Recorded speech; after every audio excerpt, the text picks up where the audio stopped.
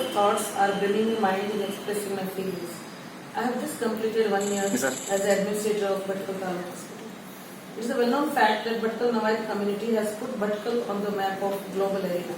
Their contribution towards enriching local culture, education, philanthropy, business acumen, and secular credentials are truly unmatched and unparalleled. I personally, being a citizen of Bhatkal, derive immense pleasure in that. No doubt, you have been the mascot and icon of the journey. Your contribution towards philanthropy to the society beyond social engineering has been legendary, and I personally salute you for your yeoman's service. From a modest healthcare center for years, Taluk Hospital Bhatkal has transformed into a busy hub for medical services. The hospital inpatient facility is running full with ICU facility, blood storage, and 12 consultants offering services. As the building was an old structure and needed painting badly, I have no words to express my gratitude for your kind help in this regard. The hospital got a real facelift after the painting. Last but not the least, I thank your magnanimity and unstinted support on behalf of all doctors and staff of Government Hospital Bhatkal. I take this opportunity to affirm my commitment to uplift the hospital services in future. Your continued patronage and suggestions are vital in this regard. Thank you, sir.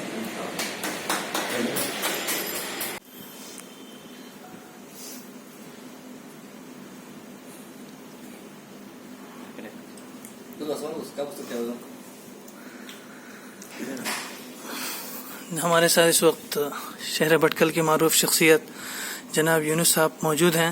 ہم ان سے کچھ سوالات پوچھنا چاہیں گے. سب سے پہلا سوال یہ ہے کہ اس وقت آپ کے ذہن میں جو اس سے پہلے خیال آیا تھا کہ گورنمنٹ میں اسکول میں خرچ کیا جائے، تو یہ خاکہ اور یہ جو چیزیں آپ کے ذہن میں کیسی آئی اور آئندہ آپ کے کیا منصوبے رہیں گے؟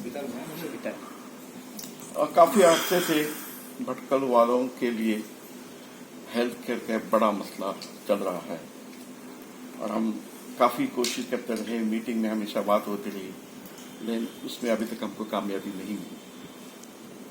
ابو بکر مولانا تقریباً 70-80 سال پہلے کی جو ان کا ویژن تھا وہ ہمارا کاٹیج ہاسپٹل.